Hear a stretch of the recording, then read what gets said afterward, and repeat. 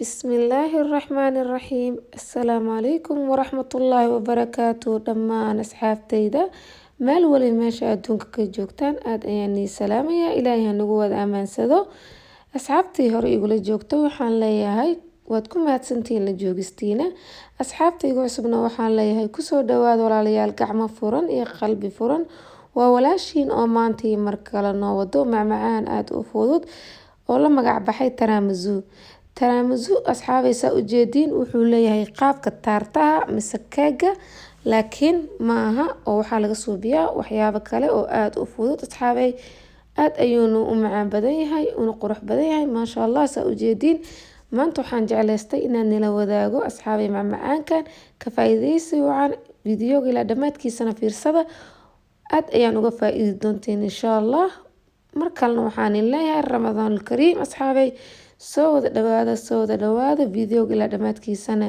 fiirsada subscribe-ka like-ga share-ka kullina waa xaggiin asxaabay yaal iska baqiin kusoo dhawaada waxaan ka suubiyey saad u jeediin waxaan ka suubiyey waxyaabahan meesha nagu diyaarsan waana waxyaabo aada u fudud asxaabay saa u jeediin maasha allah hal ayaan meesha noogu soo dhigay waxaan jeclahay wax kasta oon suubinayo step by step inaan igula wadaago maasha allah sawirka wax kasto inaan hal video nagu soo dhaweeyo saad u jeediin meeshan waxaa noogu diyaar ah buskudka loo yaqaan farfarta Soomaali kale aniga ma u aqaani sidoo kale waxaa noogu diyaar kafee labadiisa noocood mid shiidan oo budo ah iyo sidoo kaleeto mid kale oo la qasi doono insha allah kan waa kii budada ahaa marka qof kasta kafeega uu haysto ayuu isticmaali karaa ma aha qasab inaad kan isticmaashid sidoo kale meeshan waxaa noogu diyaar ah whipping cream ama islaaqalum qofba suu u yaqaano sidoo kale meeshan waxaa noogu diyaar ah saa ujeediin asxaabay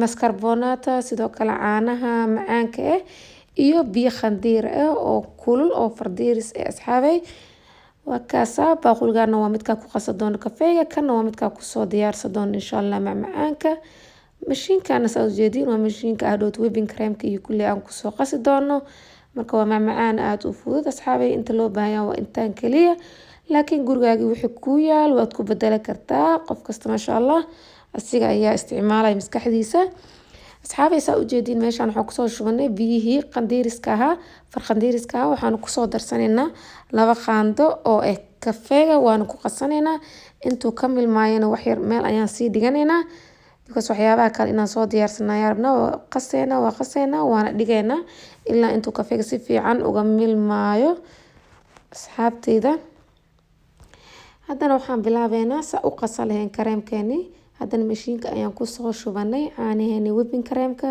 mase islaa qaruumka qofba suu yaqaano mashiinka waa ku daarnay wax yar ayay qasmayaan kadibna waan u dheereynaynaa mashiinka cabaarka bacdi wuu soo yara adkaana waaba dareemeysaa waa ujeeda asxaabta say usoo adkaatay kabacdina markuu saa usoo adkaado waxaa ku darsanaynaa sokorteeni maceed sokorta qofba qaab kuu rabo iyo sokortuu rabo ayuu ku darsan karaa kuwaan haddaad haysan ma aha qasab waxaa isticmaali kartaa sokorta budada ah ayaad qasan kartaa mase sokorteeni caadigeed ayaa shiidanaysaa dan waa ku darsanaysaa asxaabta kadibna waxaan hadda kusoo darsanaynaa mascarbonatiga ma aha mid daruuri ah mase qasab ma aha dhadhan yar ayuu u yeela macaanka meeshay sokor uga yeelayso asna dhadhan yar oo dhanaan yar oo meel dheer ayuu leeyahay macaanka unba wax yar qaldaa laakiin dhadhanka uu maceyna ma aha laakiin mid daruuri ah haddaad haysan waa iska dhaafi kartaa asxaabta waa ujeediin hadda waa isku soo wada qasnay saas ayuu noogu soo baxay wax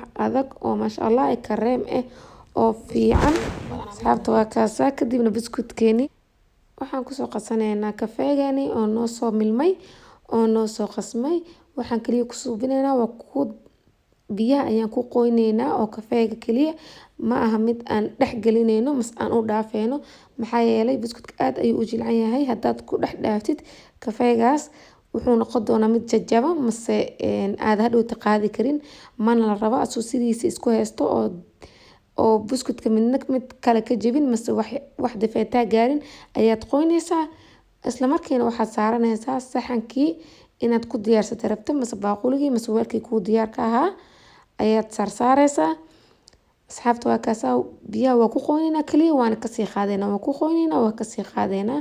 haddana waxaan soo safa doonaa oon kusoo diyaarsan doonaa weelkeenii oon soo wada buuxi doonaa. la socod wanaagsan asxaabteyda. waa kaasaa anagoo soo diyaarsanay oo meesha kusoo wada sinay asxaabta maasha allah. intaa kale waynoo dhimanta hadhowt ayaan kor ka saari doonaa. haddana waxaan kor kasoo marinaynaa kareemkeenii si uu u noqdo qeybtan hoose. qeybta kalena buskudkaas kale ayaan soo kor saari doonaa. si aada ayaan ugu soo simeynaa maasha allah oo siman oo qurxoon ayaan si fiican iskula soo ekeysiineynaa. kadibna qeybta kale ayaan soo sarsaari doonaa oo buskudka asxaabta. hadhowtina korka ayaan kasoo dabooli doonaa. waa kaasaa hadda saas ayuu noogu soo baxay qeybta hoose oo dhan waan daboolnay. qeybtii labaad ayaan bilaabeynaa haddana korka ayaan kasoo sarsaareynaa asxaabta.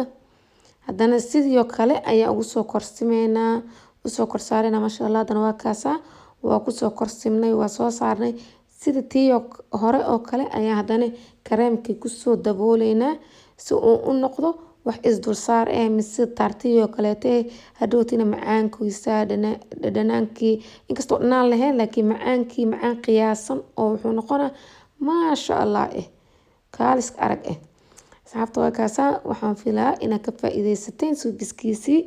waa intaa kaliya hadda waan soo sisimi doonaa. aniga waxaan jeclahay step by step inaan igula socodsiiyo asxaabteyda.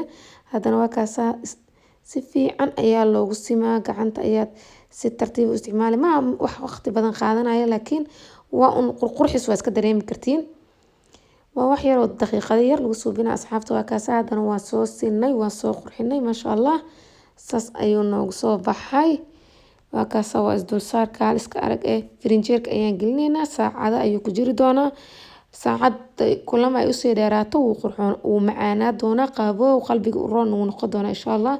hadda waa kaasaa anaga afurkii waqtigiisa ayaa soo bixinay asxaabta. waa kaasaa haddana weelkii ayaan kusoo diyaarsan doonaa. qof kasta iyo desaynka uu rabo ayuu kor saaranaa. qofkii fruit rabo wuu kor saaranaa. qofkii waxaa loogu talagala waa kafeegan horta in lagu kor shubo.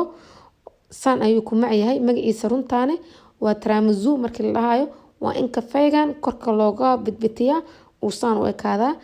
laakiin desaynka rabto waa u suubsan kartaa asxaabta. hadaaratid kafeegan waa u dhaafsan kartaa.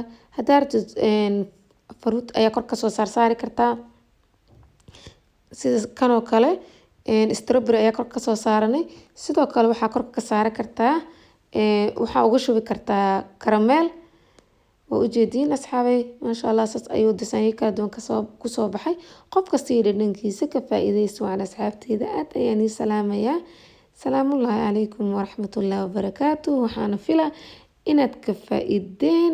commentiga ayaana ka arki doonaa insha allah jawaabihiina iyo qofkii soo tijaabiyo. soo dhawaada maanta iyo marar badan. habeen wanaagsan.